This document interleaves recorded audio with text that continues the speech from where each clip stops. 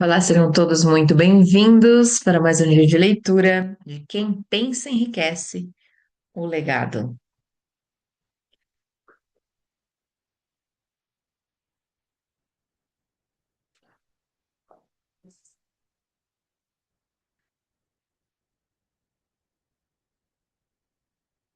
Um livro que, se você fizer as orientações, esse é aquele livro que é para você ficar relendo. Me lembra muito o Bob Proctor, que a partir do momento que ele ganhou esse livro, ele conseguiu transformar a vida dele. E a gratidão dele, acho que foi tão imensa pela pessoa e pelo livro, que até o último dia da vida dele, ele estava com esse livro, sempre aberto numa página, lendo, relendo. Bom dia, Karina. Esqueci. Então vamos dar continuidade. Comentário. Neste ponto da edição original, Napoleão Hill incluiu um artigo de jornal sobre educação e oportunidade de emprego. Embora o mercado de trabalho contemporâneo tenha mudado consideravelmente, o autor do artigo, Robert Moore, diretor de colaborações na Columbia University, fez alguns comentários perfeitamente alinhados com a filosofia de quem pensa enriquece e ainda hoje verdadeiros. Um desses comentários foi: o homem que foi ativo no campus, cuja personalidade permite que ele se dê bem com todo tipo de pessoa e tenha feito um bom trabalho com seus estudos, tem uma boa vantagem sobre os estudantes estritamente acadêmicos. Uma das maiores indústrias, líder em seu ramo, ao escrever para Moore sobre a contratação de formandos da universidade, informou: enfatizamos qualidades como caráter, inteligência e personalidade, mais que o histórico educacional específico. Embora poucos neguem o valor da educação, como Moore sugere acima, e como Hill apontou antes sobre Edison, Ford e Einstein, desempenho acadêmico nunca foi um indicador seguro de sucesso. A edição de 27 de outubro de 2003 da revista Time fez uma análise semelhante em uma matéria da capa sobre as mudanças em curso no exame SAT. Embora o principal foco do artigo seja o esforço para tornar o SAT menos tendencioso, também aponta que pesquisa recente indica que nem o SAT tem testes de QI, nem testes de QI provaram ser previsões confiáveis de realização futura no mundo real. Em seu best-seller Inteligência Emocional, Daniel Goleman criou um argumento que convincente de que o jeito como as pessoas lidam consigo e com seus relacionamentos, o qual ele chama de inteligência emocional, ou IE, é um indicador muito melhor que o QI, para prever se a pessoa será bem-sucedida na vida. Em seus últimos livros, Trabalhando com a Inteligência Emocional e Primal Leadership, Goleman aplica uma teoria ao local de trabalho, focando em técnicas de liderança e inteligência emocional, comparando a inteligência emocional de administradores corporativos e seus QIs, para analisar qual deles tem o maior efeito positivo no resultado financeiro. As teorias de Daniel Goleman causaram algumas mudanças significativas dentro de círculos educacionais e entre teóricos da gestão, mas seu maior impacto tem sido sobre indivíduos que viveram intimidados por acreditarem que não são suficientemente inteligentes. Para eles, os livros de Daniel Goleman oferecem evidência convincente de que, embora eles talvez não tenham educação convencional, suas capacidades naturais e habilidades interpessoais podem ser muito mais importantes para a aquisição de sucesso. Uma das fontes de conhecimento mais confiáveis e práticas à disposição daqueles que precisam de instrução especializada são as escolas noturnas, cursos de extensão, seminários. E hoje, a internet. As escolas, por correspondência, dão treinamento especializado em qualquer lugar acessível ao correio dos Estados Unidos ou pela internet. Uma vantagem do treinamento à distância é a flexibilidade do programa de estudos, que permite que você estude no seu tempo livre. Outra vantagem do treinamento à distância, se a escola for escolhida com cuidado, é que a maioria dos cursos oferece algum método de consulta pessoal, que pode ser de inestimável valor para quem precisa de conhecimento especializado. Onde quer que você more, pode desfrutar dos benefícios. Uma aula de uma empresa de cobrança. Qualquer coisa adquirida sem esforço e sem custo, em geral, não é apreciada e frequentemente é desacreditada. Talvez por isso se aproveite tão pouco da maravilhosa oportunidade que se tem nas escolas públicas.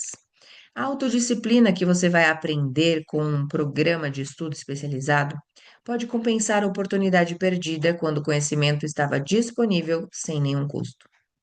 Ter que pagar, sejam suas notas boas ou ruins, faz você acompanhar o curso quando de outra forma o abandonaria. Aprendi essa lição quando me matriculei em um curso à distância de publicidade. Depois de concluir 8 ou 10 aulas, parei de estudar. Mas a escola não parou de mandar as cobranças. Na verdade, insistia em receber o pagamento, quer eu estudasse ou não. Decidi que se tinha que pagar pelo curso, obrigação que eu havia assumido legalmente, deveria acompanhar as aulas e fazer esse dinheiro valer a pena. Escolas por correspondência são empresas bem organizadas. Na época, senti que o sistema de cobrança era organizado até demais. Mas, mais tarde, aprendi que essa foi uma parte valiosa da minha educação. A verdade é que o departamento de cobrança da escola foi o melhor tipo de treinamento para a tomada de decisões, prontidão e desenvolvimento do hábito de terminar o que se começa. O sistema de cobrança que me obrigou a terminar o curso se mostrou muito valioso na forma de rendimentos. A estrada para o conhecimento especializado. Temos neste país o que dizem ser o maior sistema de escolas públicas do mundo. Uma das mais estranhas, uma das coisas estranhas do ser humano é valorizar só aquilo que tem um preço. As escolas gratuitas dos Estados Unidos e as bibliotecas públicas gratuitas não impressionam as pessoas porque são gratuitas. Essa é a principal razão porque tanta gente acha necessário adquirir treinamento adicional depois que termina os estudos e vai trabalhar. É também uma das grandes razões pelas quais empregadores valorizam mais empregados que fazem cursos de treinamento especializado. Eles aprenderam que aqueles que têm a ambição para abrir a mão de uma parte de seu tempo livre em casa têm também as qualidades que se traduzem em liderança. Existe um ponto fraco nas pessoas para o qual não existe remédio. É a fraqueza universal da falta de ambição. Pessoas que abrem mão de parte de seu tempo livre para fazer cursos raramente ficam na parte de baixo por muito tempo. Fazendo esses cursos, elas abrem caminho para a subida, removem muitos obstáculos do trajeto e atraem o interesse daqueles que têm o poder para ajudá-las. O método de treinamento à distância é especialmente adequado a quem já começou a trabalhar. É comum as pessoas descobrirem depois de sair da escola que ainda precisam de conhecimento especializado adicional, mas não têm tempo para voltar à escola. Stuart Austin Wire era engenheiro civil. Ele seguiu nessa área até a depressão chegar e limitar gravemente o ramo da construção. Depressão aqui que ele se refere não é o estado mental, e sim a uma crise dos Estados Unidos. Depois de uma autoanálise, ele decidiu mudar para a área legal. Voltou à escola e fez cursos especiais para se preparar para ser advogado corporativo. Concluiu o treinamento, passou no exame da ordem e construiu rapidamente uma lucrativa prática legal como advogado de patente. Só para esclarecer as coisas, e antecipando as desculpas daqueles que diriam: eu não poderia ir à escola, tenho família para sustentar, ou sou velho demais, acrescento que o Wire tinha mais de 40 anos e era casado quando voltou a estudar. Além disso, escolhendo com cuidado cursos altamente especializados, Wire completou em 2 anos o trabalho que a maioria dos estudantes de direito leva 4 anos para concluir. Vale a pena saber como comprar conhecimento. Uma ideia simples que rendeu. Aqui vai mais um exemplo específico, o de um atendente de armazém que se viu desempregado de repente. Como tinha alguma experiência com o livro caixa, ele fez um curso especial de contabilidade.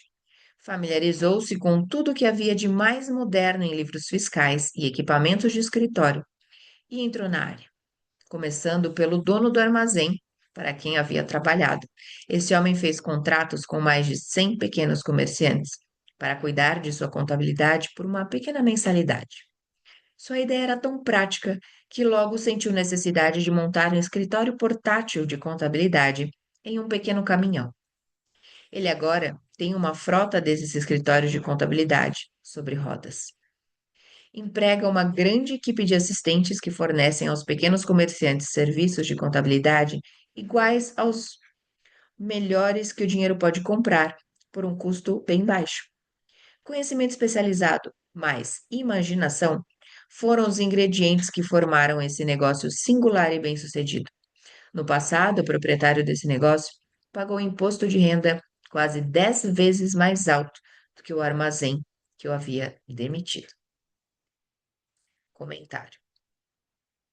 Seria impossível escrever um livro contemporâneo sobre sucesso sem incluir a história de Bill Gates. E embora a relação entre o homem mais rico do mundo e a história de Hill sobre um homem que criou um escritório de contabilidade móvel possa não ser imediatamente óbvia, o fato é que este é um lugar muito propício para incluir a história da Microsoft. Como, como com o contador móvel. As duas características que definem o sucesso de Bill Gates são conhecimento especializado e imaginação.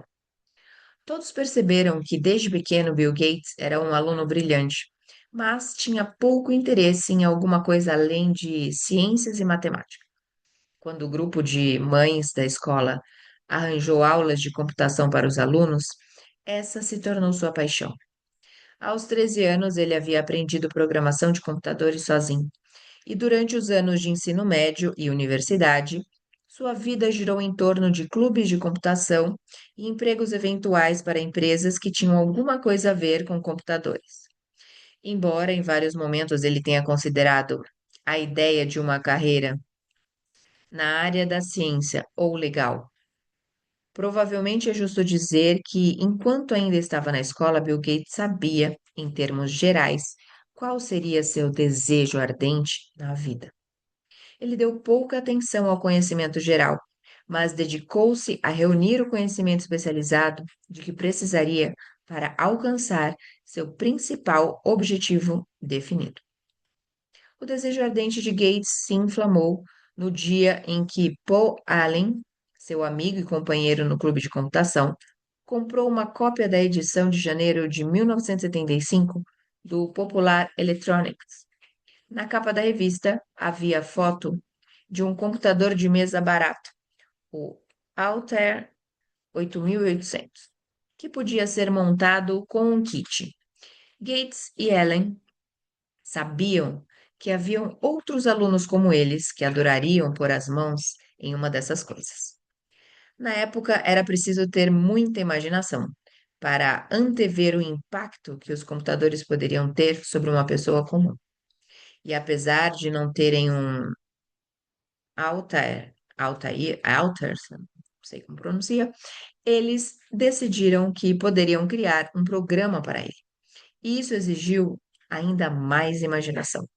Gates e Allen procuraram Ed Roberts, fundador da empresa que fabricava o Altair, e expuseram sua ideia. Roberts disse que estava recebendo ofertas de todos os lugares, e sua política era que quem criasse o programa primeiro seria o escolhido.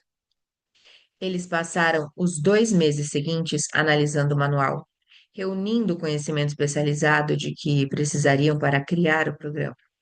Foram os primeiros a entregar um sistema operacional funcional que Roberts comprou por US$ 3.000, mais um royalty sobre as vendas. Com sua visão de futuro ardendo na imaginação, Gates e Allen usaram o adiantamento e os royalties para fundar uma empresa que atuaria no ramo da programação de computadores. Deram à sua nova empresa o nome de Microsoft e chamaram velhos amigos do clube de computação do colégio para trabalhar nela. Bill Gates tinha 19 anos, Paul Allen era pouco mais que 2 anos mais velho. Eles e os amigos do clube de computação começaram a criar programas para a Apple Computer, Commodore e quem mais contratasse os serviços da empresa. Durante os 5 anos seguintes, Bill Gates e Paul Allen tiveram ideias criativas, mas se concentraram principalmente em adquirir o conhecimento especializado necessário para administrar e ampliar uma empresa de sucesso. Então, em 1980, a IBM, que finalmente havia decidido entrar no ramo de pequenos computadores, precisou de ajuda para se acelerar. A empresa procurou a Microsoft para encomendar um sistema operacional para um novo computador. Novamente, conhecimento especializado e imaginação foram as qualidades que guiaram Bill Gates. Em sua imaginação, Gates e Allen podiam ver um futuro ainda maior que antes. E com o conhecimento especializado sobre o que os computadores podiam fazer, sabiam que papel poderiam desempenhar nesse futuro. Foi então que tomaram duas atitudes que foram a base do sucesso da Microsoft. Primeiro, por causa do prazo apertado da IBM, Gates procurou um programador de computadores, Tim Peterson, e comprou dele um sistema operacional rudimentar, mas já desenvolvido. Gates se dedicou a modificar o sistema e mudou o nome para MS-DOS, de Microsoft Disk Operating System. A outra atitude crucial para o sucesso foi a negociação com a IBM. Eles partiram do ponto de que não venderiam um sistema operacional para a IBM. O que fariam seria licenciar o sistema para a IBM, em troca de um royalty por cada cópia vendida com o computador IBM. E não seria uma licença exclusiva, o que significaria que a Microsoft também poderia licenciar o sistema para outras empresas de computadores. Se continuasse acompanhando a história da Microsoft, você encontraria as mesmas qualidades: desejo ardente, ideia, conhecimento especializado e imaginação. Por trás de cada atitude que Bill Gates tomou e continua a tomar, assim como estavam por trás do homem que começou a empresa de contabilidade móvel. O começo da bem-sucedida empresa de contabilidade móvel foi uma ideia. Sei disso porque fui eu que dei a ideia. Agora quero contar a história de outra ideia. E foi meu amigo contador que indiretamente a sugeriu a mim. Quando propus a ele a ideia da contabilidade pela primeira vez, ele disse: Gostei da ideia, mas não saberia como transformá-la em dinheiro. Em outras palavras, ele não sabia como vender seu conhecimento contábil depois de tê-lo adquirido. Então, com a ajuda de uma jovem redatora, foi preparada uma apresentação muito atraente, descrevendo as vantagens do novo sistema de escrituração. O catálogo contava a história de uma nova empresa com tanta eficiência que seu proprietário logo se viu com mais contas do que podia administrar. Há milhares de pessoas no país que precisam dos serviços de um especialista em merchandising capaz de preparar uma apresentação atraente para divulgar serviços personalizados. Essa ideia nasceu da necessidade de resolver um problema específico, mas não se ateve a atender a apenas uma pessoa. A mulher que criou a apresentação tem uma imaginação aguçada.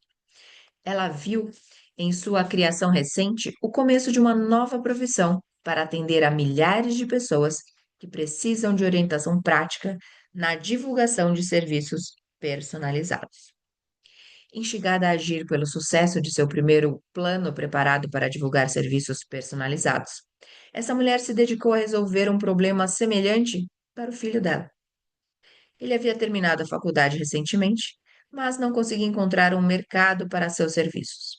O plano que ela criou para o filho foi o melhor exemplo de divulgação de serviços que já vi. A apresentação pronta continha quase 50 páginas de informação, lindamente datilografadas e adequadamente organizadas. Contava a história das habilidades naturais do filho dela, sua escolaridade, experiências pessoais